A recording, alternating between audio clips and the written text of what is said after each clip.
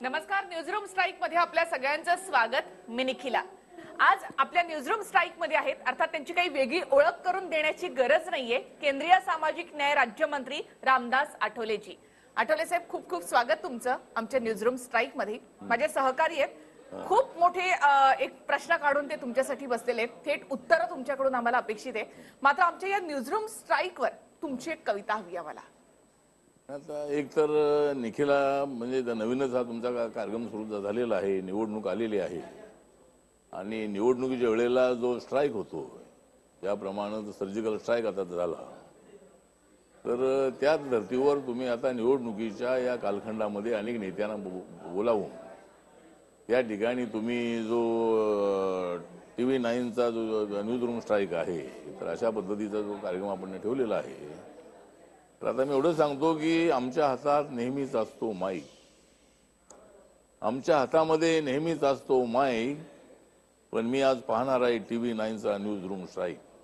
क्या बात आहे. मी आता तुमच्या समोर चालवणार आहे माझ्या कवितांची बाईक. मी आता चालवणार आहे तुमच्या समोर माझ्या कवितांची बाईक आणि करणार आहे मी सर्जिकल स्ट्राईक.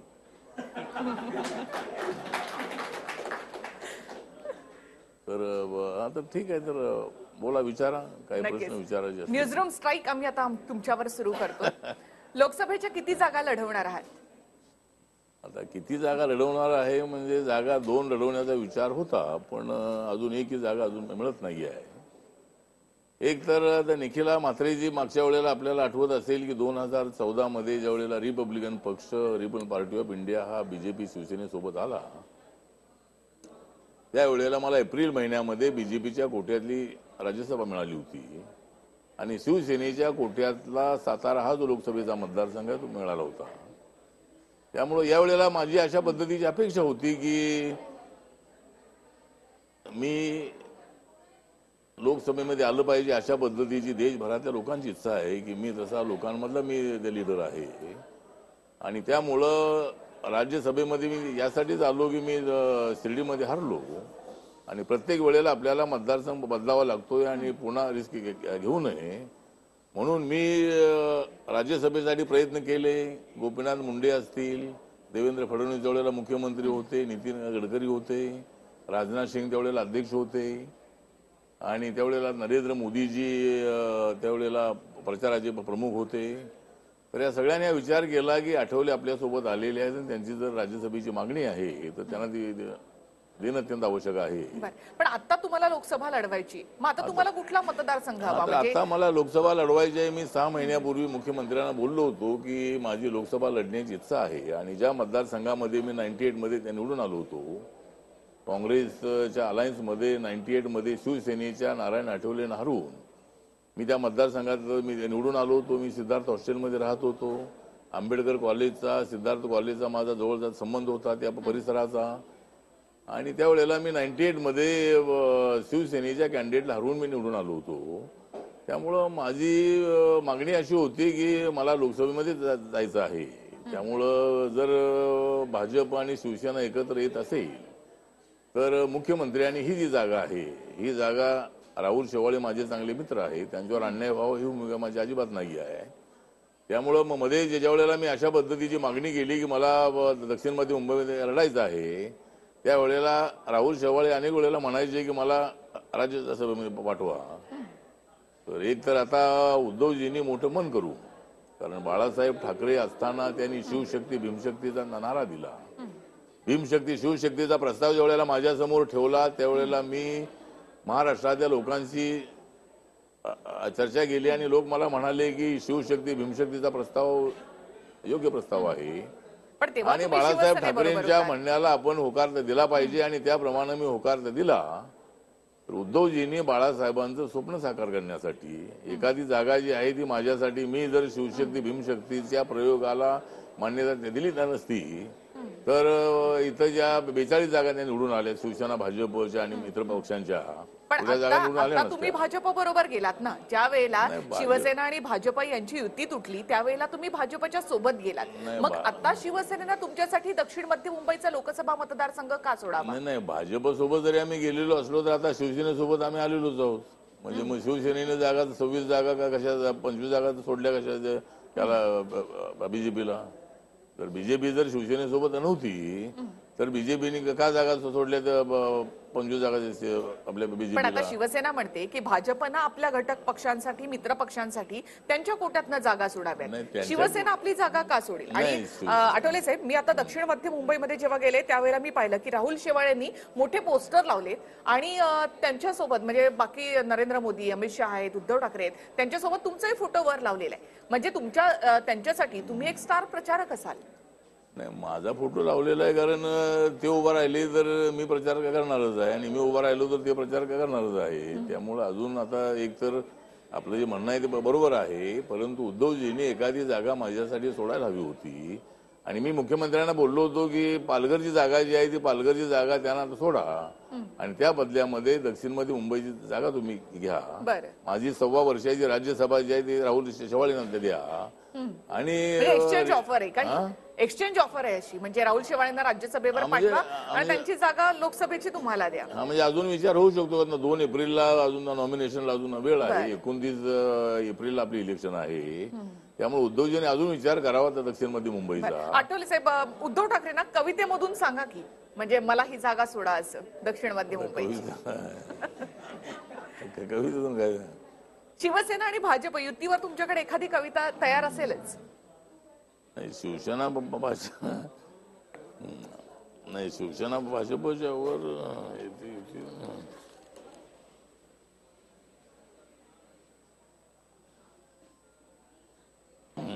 तर म्हणजे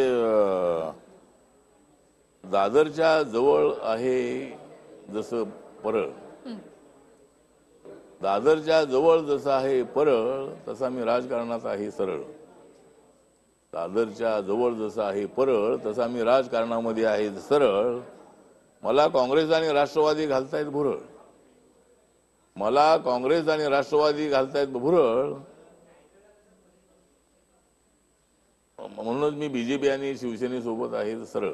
त्यामुळं राजकारणामध्ये सरळ राहणे मला आहे. आणि निखिलाजी एवढंच म्हणणं आहे की आता एकतर दक्षिण मध्ये मुंबई सोडणं जर अशक्यच असेल तर ईशान्य मुंबईमध्ये मी 96 मध्ये निवडणूक लढलो होतो. मला 2.5 लाख मतं मिळाली होती रिपब्लिकन पक्षाच्या तिकिटावर. तर त्या ठिकाणी त्या ठिकाणी किरीट सोमय्या आहे. एकतर जर मला ईशान्य मुंबई सोडली तर किरीट भाईंना राज्यसभेवर पाठवता येऊ शकेल. त्यामुळं मी काल अमित भाईंशी बोललो, अमित शहा यांच्याशी, आणि माझी इच्छा मी त्यांच्यासमोर व्यक्त केलेली आहे. आणि त्यांनी शिवसेनेमुळे आधीच किरीट सोमय्यांची खुर्ची धोक्यात आहे. आता तुम्ही तिथे परत आणखी दावा सांगताय. नाही, समजा भाजपनं तुम्हाला जागा दिली नाहीच तर मग तुम्ही काय करणार आहात? नाही, भाजपने जागा दिली नाही तरी आम्ही त्यांच्यासोबत राहणार आहोत. पण तुम्ही आता म्हणालात ना की काँग्रेस आणि राष्ट्रवादी तुम्हाला भुरळ घालतायत म्हणून. नाही, राष्ट्रवादी काँग्रेस भुरळ घालतायत पण मी राजकारणात सरळ आहे. त्यामुळं मी लगेच इकडे जाईन असं अजिबात नाही आहे. त्यामुळं काँग्रेस आणि राष्ट्रवादी सोबत जाऊन काय तिथं सत्ता येणार नाही. कारण नरेंद्र मोदीजी, म्हणजे मी सांगतो की सध्याची परिस्थिती अशीच आहे की त्या नरेंद्र मोदीच प्रधानमंत्री बनणार आहेत. त्यामुळं मी सांगतो की राहुल गांधीजी तुम्हाला सध्या तरी मिळणार नाही पंतप्रधान पदाची गादी. राहुल गांधीजी तुम्हाला मिळणार नाही सध्या तरी पंतप्रधान पदाची गादी, कारण प्रधानमंत्री बनणार आहेत नरेंद्र मोदी. काँग्रेसकडे सध्या मला दिसत नाही महात्मा गांधींची खादी. काँग्रेसकडे मला सध्या दिसत नाही महात्मा गांधींची खादी, पण मी नेहमीच राहणार आहे आंबेडकरवादी. त्यामुळं माझ्याबद्दल कुणी काही शंका घेत असतील ही, बरं. परंतु मी बाबासाहेब आंबेडकरांच्या विचाराचा माणूस आहे आणि मी त्या पद्धतीनं पुढं माझी वाटचाल मी करत राहणार आहे. तर त्यामुळं माझा पुढे जाण्याचा प्रयत्न आहे. बरं जी. खरं म्हणजे सर, मुंबईकर सरळ आहेत आणि तुम्हा नेत्यांना त्यांची भुरळ पडली असं दिसतंय. उद्धव ठाकरे देखील मुंबईत इतकी मोठी दुर्घटना घडलेली असताना प्रचारात बिझी आहेत. तुम्ही आमच्या स्टुडिओमध्ये आला आहात, तुम्ही जाणार का आहात? आणि उद्धव ठाकरे जे प्रचारात बिझी आहेत त्यांनी अजून एकही स्टेटमेंट दिलेलं नाहीये मुंबई दुर्घटनेवरती, तर त्याविषयी तुम्ही काय बोलाल? एक तर रात्री मी उशिरा मुंबईवरून दिल्लीवरून आलो आणि मला ही बातमी जर समजली, तर आता मी आपल्याकडे इकडे आल्यानंतर मी कार्यक्रम ठरवला होता की माझ्याकडे बरेच लोक सकाळपासून भेटायला आले होते. त्यामुळे आपल्या न्यूज रूम मध्ये आपले आलो TV9च्या की इथून तिथं भेट देण्यासाठी मी चाललेलो आहे आता. तर आता उद्धवनी भेट दिली पाहिजे, पण आता त्यांचा अगोदर कार्यक्रम ठरला होता उद्धवजीचा आणि मुख्यमंत्र्यांचा, त्यामुळे ते तिकडे गेलेले आहेत. मुख्यमंत्र्यांनी या संबंधामध्ये आपल्या भावना व्यक्त केलेल्या आहेत. मुख्यमंत्र्यांनी 5-5 लाखाची मदत जे मृत झालेले आहेत त्यांच्या कुटुंबियांना जाहीर केलेली आहेत. 50,000 रुपयाची मदत जी आहे ती जखमींना जाहीर केलेली आहे. पण या ब्रिज जो अशा पद्धतीनं जो कोलॅप्स झालेला आहे याची पूर्णपणे चौकशी होणं अत्यंत आवश्यक आहे. एक तर तो ब्रिज कोणाचा, म्युन्सिपाल्टीचा आहे की रेल्वेचा आहे की महाराष्ट्र सरकारचा आहे की कोणाचा असो, परंतु सगळे जे ब्रिज आहे ते ब्रिज मागच्या वेळेला परळला अशाच पद्धतीची घटना घडली. तर अशा पद्धतीनं मला वाटतं की ब्रिज कोलॅप्स होणं याच्यामध्ये अनेक लोकांचा मृत्यू होतो. त्यामुळे जे अधिकारी टेक्निशियन आहे त्यांनी लक्ष देणं अत्यंत आवश्यक आहे. आपण पाहिलेलं आहे की इंग्रजांच्या काळातली जे ब्रिज आहे ते ब्रिज 150 वर्ष झाली तरी ते अजूनही मजबूत आहेत. म्हणजे इंग्रजांकडून आता पत्र अशी येत आहेत की या ब्रिजला 150 वर्ष संपलेली आहेत, त्यामुळं त्याचा कार्यकाल संपलेला आहे, तरी सुद्धा ते ब्रिज अजून मजबूत आहे. पण या सगळ्याला जबाबदार कोण? म्हणजे सत्ताधारी, मग भाजप जबाबदार आहे की शिवसेना जबाबदार? आता एक तर जे टेक्निशियन आहेत, आता सत्ताधारी जबाबदार म्हणजे आपण एकमेकावर आरोप करण्यापेक्षा जे आमचे इंजिनियर आहेत, आपले टेक्निशियन आहेत, यांनी वेळोवेळेला या प्रकरणाची जी चौकशी आहे डागडूजीच्या संबंधामध्ये त्यांनी पाहणी करणं अत्यंत आवश्यक आहे. आणि म्हणून मला असं वाटतं की सरकारला दोष सरकारने लक्ष दिलंच पाहिजे, परंतु जे अधिकारी लोक आहेत, जे टेक्निशियन्स आहेत, त्यांनी मला वाटतं की तिकडे बारकाईने लक्ष देणं अत्यंत आवश्यक आहे असं मला वाटतं. सर, देशात आणि राज्यामध्ये दलित नेते एकत्र नाहीत. तुम्ही पण भाजपला सपोर्ट करताय, तिकडे प्रकाश आंबेडकर वंचित आघाडी त्यांनी स्थापन केले, तर हे मतांचं विभाजन नाही का?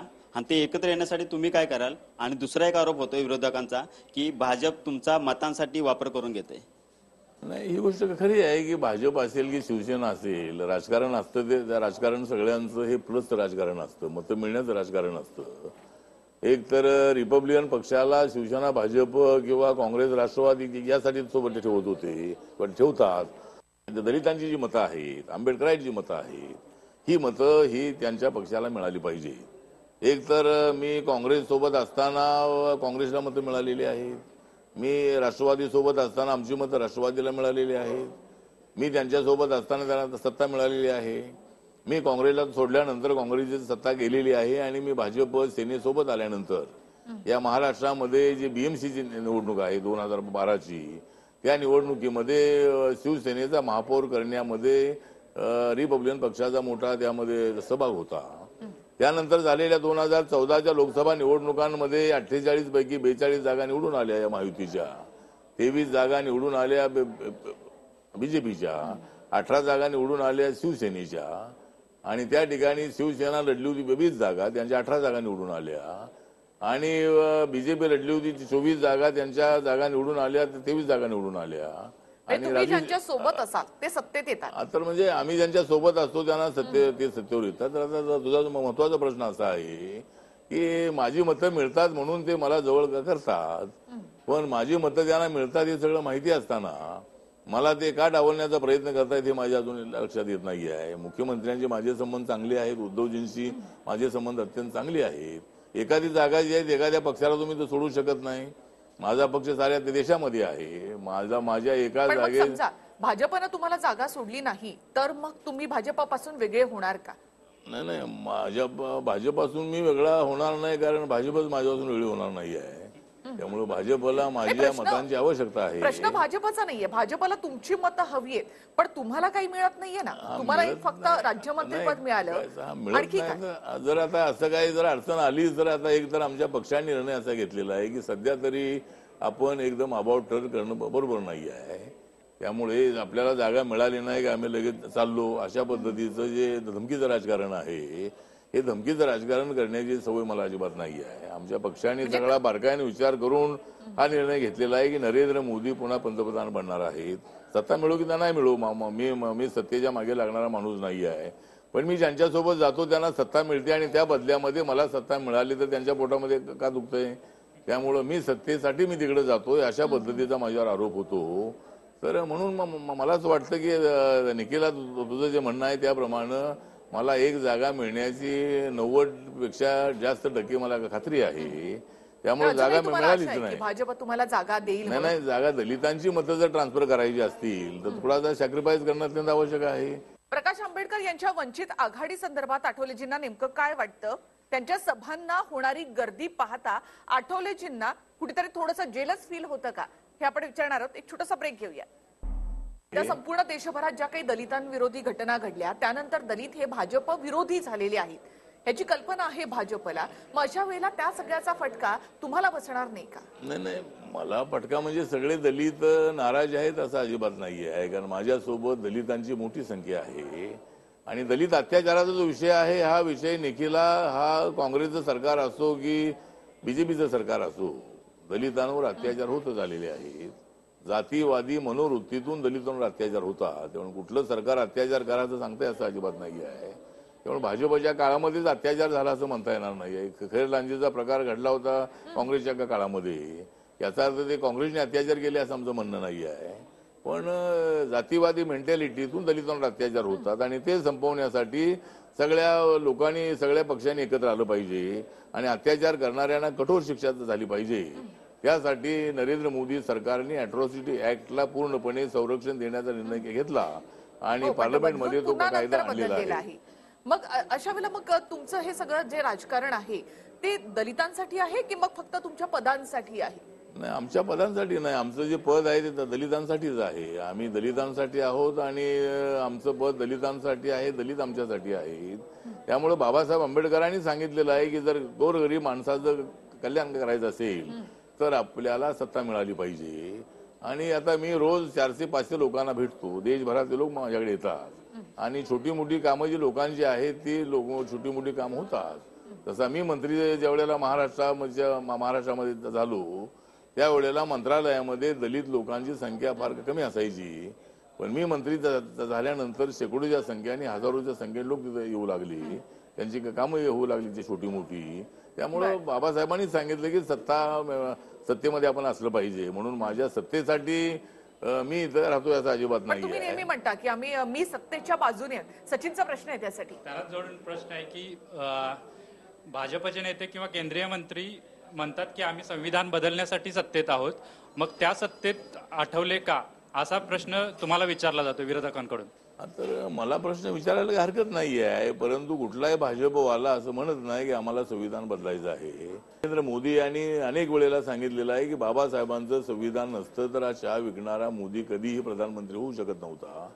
तेली समाजाचा नरेंद्र मोदी कधी प्रधानमंत्री होऊ शकत नव्हता. हे लोकतंत्र आहे आणि या लोकशाहीमध्ये पार्लमेंटरी डेमोक्रेसीमध्ये ज्याला मतं जास्त मिळतात, बहुजन हिताय बहुजन सुखाय, तर अशा पद्धतीनं मी प्रधानमंत्री झालेलो आहे आणि बाबासाहेबांचं संविधान हा माझा धर्मग्रंथ आहे असं नरेंद्र मोदी लोकसभेत बोललेले आहेत आणि अशा पद्धतीनं या संविधानाला बदलण्याचा प्रश्नच येत नाही असं ते म्हणतायत.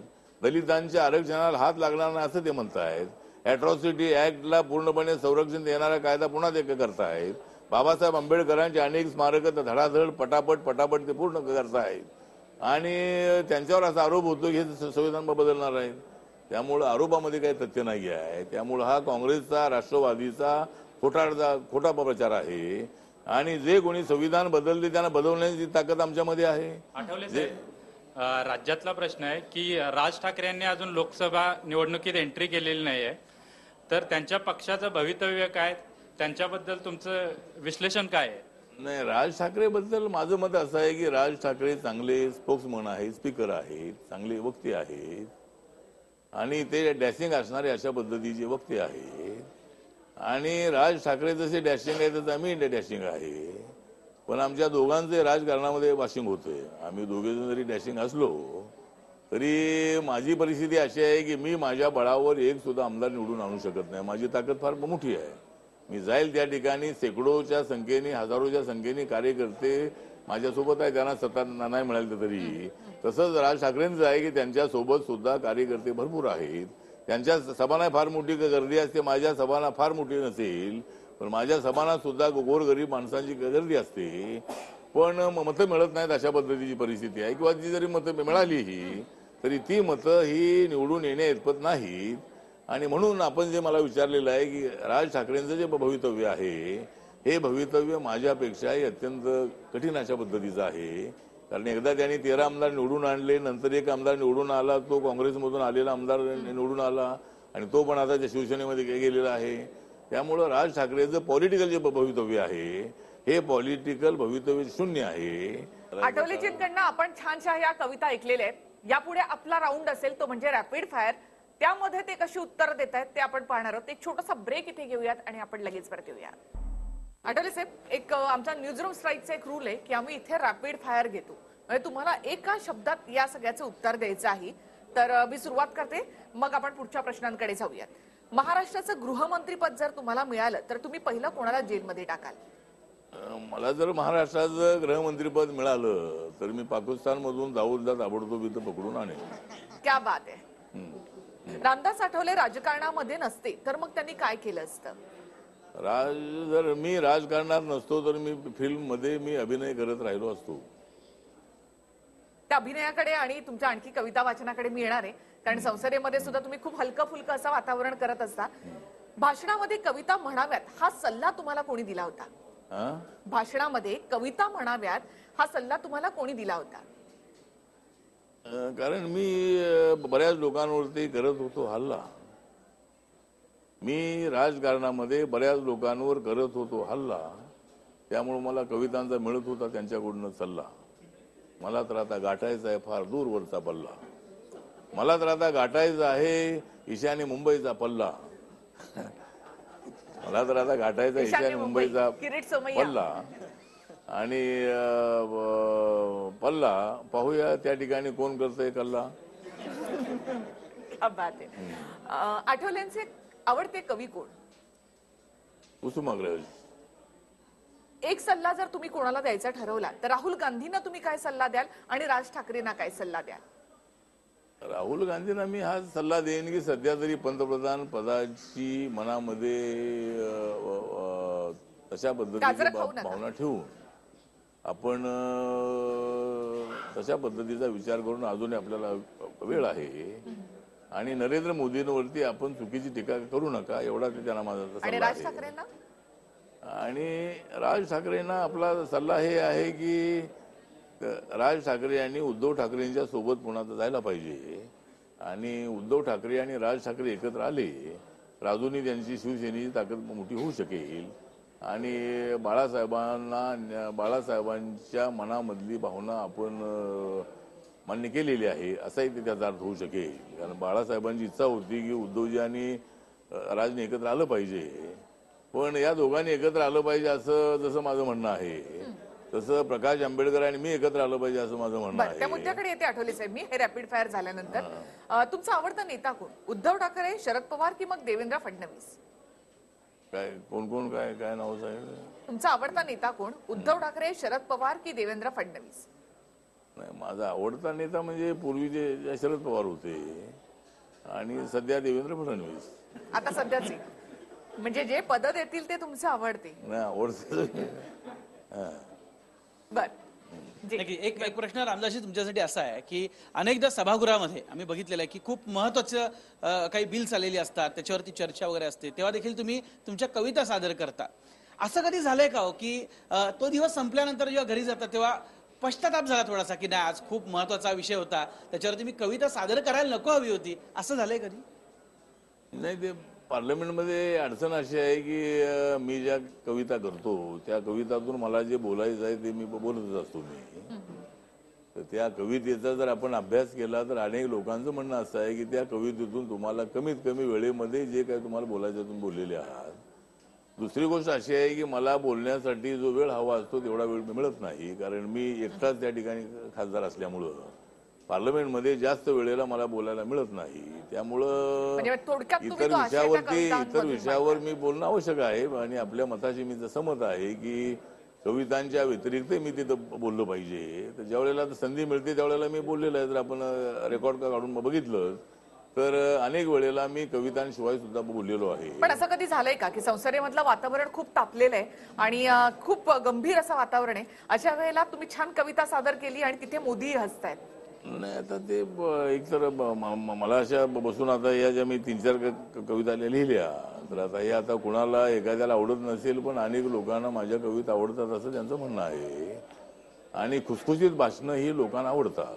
म्हणजे साहित्यिकांची भाषणं आपण पाहिलेली आहेत की वैचारिक भाषणं असतात, ती रटाळ अनेक वेळेला चाललेली भाषणं लोकांना आवडत पण नाही. हलकं फुलकं असेल तर लोकांना लगेच हलकी फुलकी भाषणं जी आहे, हसत खेळत राहणारी जी भाषणं आहे ही भाषणं आपण साहित्य संमेलनाच्या अध्यक्षांची, नाट्य संमेलनाच्या अध्यक्षांची भाषणं आपण ऐकताना आपण पाहिलेली आहेत. त्यामुळे मला ही सवय जी लागली ती मी सुरुवातीला भाषण न करणारा मी कार्यकर्ता होतो. भाषण न करता फील्ड वर्कर म्हणून काम करायचं. पण नंतर हळूहळू माझ्या लक्षात असं आलं की जर यमक जुळवून आपण काही कविता अशा चारोळ्या केल्या की लोकांमधून अचानक एकदम उत्स्फूर्तपणे प्रतिसाद मिळतो. आता पार्लमेंटमध्ये तर सगळे ते शिकलेले लोक आहेत. एक लक्ष वेधलं जातं. तुम्ही मोदींवर खूप छान कविता करता, म्हणजे तुम्हाला एक दोस्तीची कला अवगत आहे. काय आहे ती कविता? कविता म्हणजे नाही, कविता तर आता एक तर म्हणजे सबका साथ सबका विकास ये है नरेंद्र मोदी जी का नारा. सबका साथ सबका विकास ये है नरेंद्र मोदी जी का नारा, इसलिए जाग रहा है भारत सारा. डॉक्टर बाबा साहब अम्बेडकर जी है देश में चमकने वाला तारा. डॉक्टर बाबा साहब अम्बेडकर जी है इस देश में चमकने वाला तारा, लेकिन 2019 के चुनाव में बजाने वाले हम काँग्रेस के 12. अशा ज्या कविता असतात त्या मी केल्या की त्याला उत्स्फूर्तपणे कविता संग्रह येणार का मग एखादा मध्ये मिळतो. रामदासजी, कविता संग्रह येणार का मग एखादा? तुम्ही पहिले खासदार ठराल की भाषणांचं पुस्तक झालंय, मात्र कवितांचं पुस्तक झालेलं सभागृहात? कवितांचं पुस्तक आता मी असं लिहितो. आता मी इथे लिहिलेलं आहे ते काय मी कुठं कविता करतो असं नाही, पण एखादं जर पुस्तक आलं तर ठीकच आहे. ते आपली कविता सादर तर मी तसा आता मला प्रधानमंत्री म्हणतात हॅलो कविराज. मला प्रधानमंत्री म्हणतात हॅलो कविराज, मैं बोलता हूँ इसलिए मैं आया हूँ तुम्हारे पास आज. तर अशा पद्धतीनं और मैं चढ़ाने वाला हूँ प्रधानमंत्री पद का तुम्हारे सिर पर ताज. मैं चढ़ाने वाला हूँ अभी तुम्हारे सिर पर प्रधानमंत्री पद का ताज, लेकिन मुझे क्या मिलने वाला है आज. कविता अशा आठवलेजी, तुम्ही मगाशी मी तुम्हाला म्हटलं की तुम्हाला दोस्तीची कला अवगत आहे. मग प्रकाश आंबेडकरांचं काय झालं? प्रकाश आंबेडकरांनी वंचित आघाडी काढली, तिसरी आघाडी आहे आणि त्याच्यातनं ते आपलं राजकारण देखील करतायत. तुम्हाला काय वाटतं वंचित आघाडीविषयी? मला वाटतं की आता प्रत्येकाला काय करायचं आहे तो अधिकार आहे. प्रकाश आंबेडकर हे आमच्या समाजातले नेते आहेत, बाबासाहेबांचे ते नातू आहेत, त्यामुळं त्यांना अशा पद्धतीची आघाडी करण्याचा अधिकार आहे. वंचितांना सत्ता मिळवून देण्यासाठी प्रयत्न करणं ही त्यांची जबाबदारी नक्कीच आहे. पण या महाराष्ट्रामध्ये एका बाजूला शिवसेना आणि भाजप आणि दुसऱ्या बाजूला काँग्रेस आणि राष्ट्रवादी अशा पद्धतीचे मोठे 4 पक्ष आहेत. या ठिकाणी तिसऱ्या आघाडीला मतं मिळत नाही आहे आणि तिसऱ्या आघाडीला किंवा या वंचित आघाडीला मतं मिळाली तर काँग्रेसकडे जाणारी जी मतं आहेत ती मतं वंचित आघाडीने अडवली. ऑटोमॅटिकली भाजप शिवसेनेचा त्यामध्ये फायदा होतो. अशा पद्धतीची आकडेवारी आपण पूर्वीची जर आपण पाहिली तर आपल्या लक्षामध्ये येणार आहे. त्यामुळे सत्तेवर येईल एवढी ताकद या वंचित आघाडीची नाही. प्रकाश आंबेडकरांच्या सभाला बऱ्यापैकी गर्दी आहे भाजपची. वंचित आघाडी भाजपची बी टीम आहे. नाही, भाजपची बी टीम नाही, भाजपची ए टीम आहे. त्यामुळं भाजपची जी टीम आहे तर म्हणजे मताची विभागणी झाली की ऑटोमॅटिकली भाजपचा शिवसेनेच्या कॅन्डिडेटचा फायदा होतो अशी परिस्थिती आहे. त्यामुळं माझं प्रकाश आंबेडकरांना आव्हान हेच आहे की जर वंचितांना सत्ता द्यायची असेल तर त्यांनी भाजप शिवसेनेसोबत आलं पाहिजे. मी आणि त्यांची भूमिका पाहिजे. मी तर अनेक वेळेला आता सांगितलेलं आहे की जर रिपब्लिकन पक्षाच्या ऐक्याचा विषय मला विचारला होता देशमुखनी, तर रिपब्लिकन ऐक्याच्या संबंधामध्ये माझं मत असंच आहे की जर रिपब्लिकन पक्षाचं ऐक्य होत असेल तर प्रकाश आंबेडकरांना नेतृत्व देण्याची माझी तयारी आहे. आणि कुठलाही जो निर्णय आहे हा निर्णय वेगळा वेगळा न करता प्रकाश आंबेडकर आणि मी एकत्रितपणे जर एकच निर्णय घेतला तर त्याचा फायदा समाजाला होणार आहे, त्याचा फायदा सत्तेमध्ये जास्त होणार आहे. आणि मी एकटा मंत्री आहे त्या ठिकाणी प्रकाश आंबेडकरांना मंत्री होण्याची संधी मिळेल. त्यामुळं प्रकाश आंबेडकरांनी वंचित आघाडी करून एकदम मोठ्या प्रमाणामध्ये काहीतरी आता घडणार आहे अशी परिस्थिती अजिबात नाही आहे. मी तिसरी आघाडी करून बघितलंय. मी रिपब्लिकन लेफ्ट डेमोक्रेटिक फ्रंट 2009च्या विधानसभेच्या निवडणुकीमध्ये मी केली होती आणि मी त्या आघाडीचा मीच प्रमुख होतो. रिपब्लिकन पक्ष 111 जागा लढला होता आणि सेका पक्ष असेल, समाजवादी पक्ष असेल, जनता दल असेल, सीपीआय असेल, सीपीएम असेल, सगळे लेफ्टिस्ट सोशलिस्ट सगळे आमच्या सोबत होते. तर तिसऱ्या आघाडीला मतं मिळत नाहीत, निवडून येण्याइतपत मतं मिळत नाहीत असं नाही आहे. आणि म्हणून माझं मत असं आहे की प्रकाश आंबेडकरांनी अजूनही गंभीरपणे विचार करावा. मी त्यांच्या विरोधामध्ये अजिबात नाही. ते माझ्याबद्दल उलट सुलट बोलत असतात पण मी त्यांच्याबद्दल आदराने बोलत असतो. कारण मला अशा पद्धतीचं जे बाबासाहेबांच्या चळवळीमध्ये जे शिक्षण मिळालेलं आहे ते कुणाच्या विरोधामध्ये बोलण्याचं शिक्षण मिळालं नाही, कुणाचा अपमान करण्याचं बोलण्याचं शिक्षण मला मिळालं नाही. आणि म्हणून मी आज निखिला मी अनेक वेळेला सांगतो की शरद पवार माझे आज मित्र आहेत. जरी आम्ही वैचारिक पातळीवर जरी आम्ही वेगळे असलो किंवा माझी पॉलिटिकल भूमिका वेगळी असली तरी मी शरद पवारांच्या वरती अशी कधीही टीका त्यांच्यावर करत नाही आहे. पण प्रकाश आंबेडकर आपलं स्वतःचं राजकारण करता, मात्र भाजप बरोबर तुम्ही गेलात म्हणून तुमचं पूर्णतः राजकारण संपलं असं म्हटलं जातं. प्रकाश आंबेडकर स्वतः असं म्हणतात. मग ते का येतील भाजपच्या सोबत किंवा तुमच्या सोबत? माझं राजकारण कधी संपणार नाही. एखादी जागा मिळणार नाही परंतु माझं राजकारण कधी संपू शकत नाही. कारण माझ्यासोबत कार्यकर्त्यांची फार मोठी फळी आहे आणि त्यामुळं माझं राजकारण संपू शकत नाही. मला संपवण्याचा प्रयत्न करणार तर संपतील परंतु माझं राजकारण संपणार नाही. मला जागा मिळाली पाहिजे गोष्ट खरी आहे आणि माझ्या मित्र पक्षांनी त्याचा विचार करणं आवश्यक आहे की समाजामध्ये काय चर्चा चाललेली आहे. मी जर तुमच्यावर एवढा विश्वास ठेवून तुमच्यासोबत मी आलेलो आहे तर एखादी जागा न सोडण्यासाठी मला एवढा खटाटोप करण्याची आवश्यकता अजिबात नाहीये. तुम्ही मोठ्या मनाने माझ्या संबंधामध्ये विचार करणं अत्यंत आवश्यक आहे आणि देवेंद्र फडणवीस हे त्याचा विचार करतील अशा पद्धतीचा मला विश्वास आहे. सर, महाराष्ट्रात स्मारकाचं राजकारण सुरू आहे. सगळीकडे शिवस्मारक असेल, डॉक्टर बाबासाहेब आंबेडकरांचं स्मारक असेल. तर मुख्यमंत्र्यांनी आता परवा विधान केलंय की 2022 पर्यंत डॉक्टर बाबासाहेब आंबेडकरांचं स्मारक पूर्ण करू. तर कुठेतरी निवडणुका डोळ्यासमोर ठेवून स्मारकाचं राजकारण केलं जातंय का? दलित मतं मिळवण्याचा हा भाजपचा प्रयत्न आहे का? कारण प्रत्यक्षात स्मारकाचं कुठलंही काम सुरू झालेलं नाहीये. नाही, सगळ्या स्मारकाची कामं पूर्ण झालेली आहेत. 26 झाली बोर रोडला ज्या ठिकाणी बाबासाहेबांनी संविधान लिहिलं होतं त्या ठिकाणी संविधानाच्या आकाराचं एक सुंदर अशा पद्धतीचं 2 वर्षाच्या आतमध्ये 100 कोटीचं स्मारक पूर्ण झालेलं आहे. त्यानंतर दीक्षाभूमीला 100 कोटी रुपये जाहीर केलेले आहेत. त्यातले 40 कोटीचा चेक आताच दिलेला आहे. त्यानंतर या ठिकाणी हिंदू मिलचं तू सांगतोय त्याप्रमाणे 2022 नाही आहे तर 2020 पर्यंत हिंदू मिलचं काम पूर्ण होणार आहे. ज्या हिंदू मिलची किंमत 3700 कोटी रुपये किंमत आहे आणि 763 कोटीचं जे शापूरजी पालनजी यांना ते काम दिलेलं आहे. शशी प्रभू त्याचे आर्किटेक्ट आहेत. बाबासाहेबांचा 350 फुटाचा पुतळा त्या ठिकाणी उभा राहणार आहे. तर तू जे म्हणतोय त्याप्रमाणे मतासाठी करतायत असं अजिबात नाही आहे. मोदी यांना बाबासाहेबांच्या बद्दल प्रेम आहे, बाबासाहेब आंबेडकरांच्या बद्दल त्यांना एक आदर आहे आणि त्यामुळं काँग्रेसच्या काळामध्ये ही स्मारकं पूर्ण झाली नाहीत. त्यामुळं आता यांच्या काळामध्ये स्मारकं पूर्ण केली नाहीत तर आपण म्हणणार त्यांनी काहीच केलं नाही. पूर्ण केली आपण म्हणणार ते मतासाठी काय करतायत. त्यामुळं मतं मिळवत की नाही मिळवत परंतु बाबासाहेबांची अनेक स्मारकं ची कामं पूर्ण करण्याच्या संबंधामधलं जो निर्णय आहे तो बीजेपीने घेतलेला आहे. त्यामुळे आपण पाहिलेलं आहे. डॉक्टर आंबेडकर इंटरनॅशनल सेंटर आहे जनपद रोडला, मौज स्मारक आहे, लंडनचं घर आहे. त्यामुळं मतं मिळवत की नाही मिळवत पण बाबासाहेबांच्यासाठी त्यांनी अत्यंत चांगली भूमिका घेतलेली आहे. अॅट्रॉसिटी ऍक्टच्या संबंधामध्ये सवर्णांचा रोष पत्करूनही त्या अॅट्रॉसिटी ऍक्टला पूर्णपणे चांगली ताकद देण्याचा प्रयत्न केलेला आहे. त्यामुळं मला असं वाटतं की मतं मिळवत की नाही मिळवत, पण बाबासाहेबांची अनेक स्मारकं बीजेपीच्या काळामध्ये पूर्ण झालेली आहेत. म्हणजे तुम्हाला असं वाटतं सर, युतीतले जे छोटे पक्ष आहेत, महादेव जानकर असतील किंवा सदाभाऊ खोत असतील, तुम्हाला जर या निवडणुकीत जागा नाही मिळाली तर तुमचं अशी काही चौथी आघाडी स्थापन करण्याची अशी काही इच्छा आहे का? राजकीय अपरिहार्यतेपोटी आपण युतीसोबत राहणार आहात? आता हे तिसरी आघाडी जिथं चालत नाही तिथं चौथी आघाडी काय चालणार आहे. त्यामुळं चौथी आघाडी जी आहे ती करण्याचा काय आमचा विचार अजिबात नाही आहे. आता महादेव जानकर आणि आम्ही बसलो होतो, त्यामध्ये महादेव जानकर, विनायक मेटे आणि सदाभाऊ खोत, त्याच्यामध्ये महादेव जानकरांचं एक म्हणणं आहे की त्यांना जी बारामती किंवा माढा या दोनपैकी एक जागा हवी आहे, आणि मला ईशान्य मुंबई किंवा दक्षिण मध्य मुंबई यापैकी एक जागा हवी आहे. बाकी मेटे म्हणणं आहे, पण मेटेंना काय ती जागा मिळणार नाही, त्यांना मंत्रिपद हवं आहे. भाजप बरोबर गेल्यामुळे रामदास आठवलेजी यांचं राजकारण संपलं का? थेट प्रश्न विचारणार आहोत. एक छोटासा ब्रेक घेऊया.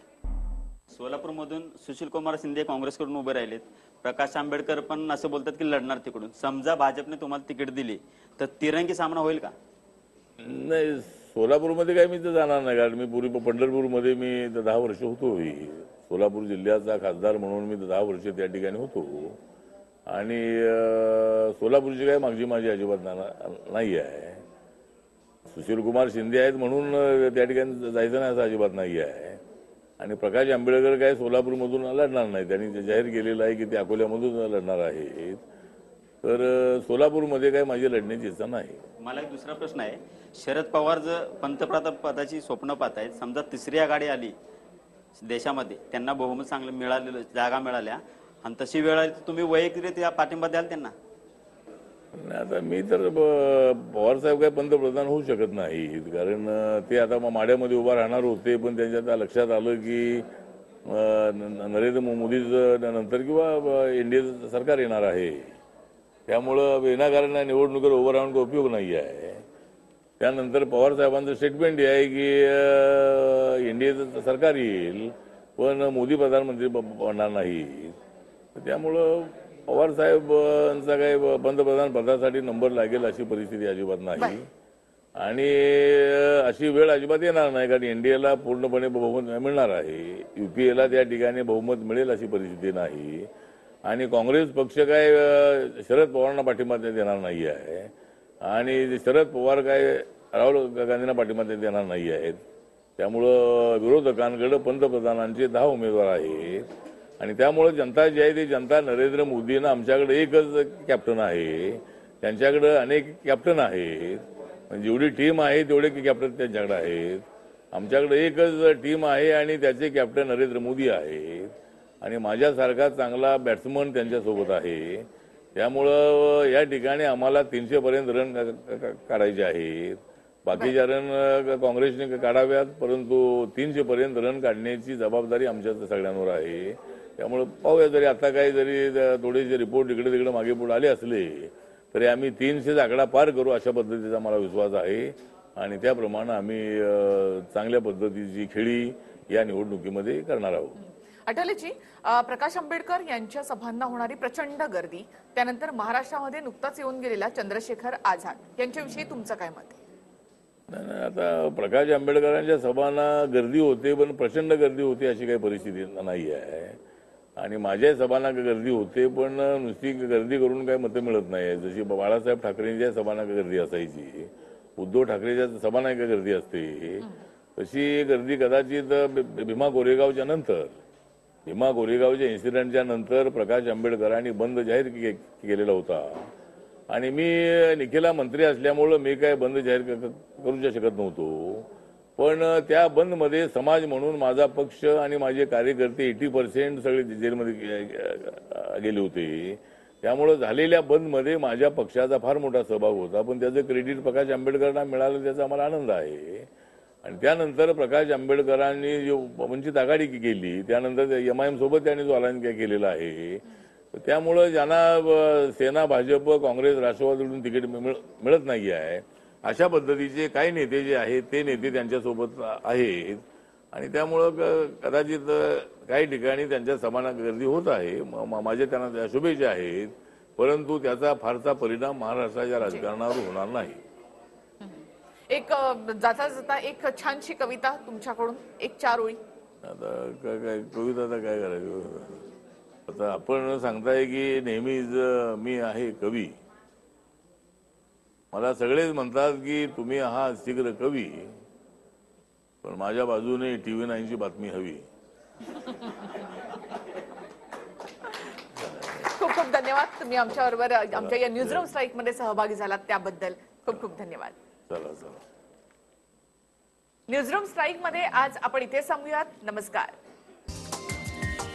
हा व्हिडिओ तुम्हाला आवडला असेल तर असे आणखी व्हिडिओ पाहण्यासाठी TV 9चं YouTube चॅनल सबस्क्राईब करा, बेल बटन दाबा. ताज्या घडामोडींसाठी लॉग ऑन करा tv9marathi.com.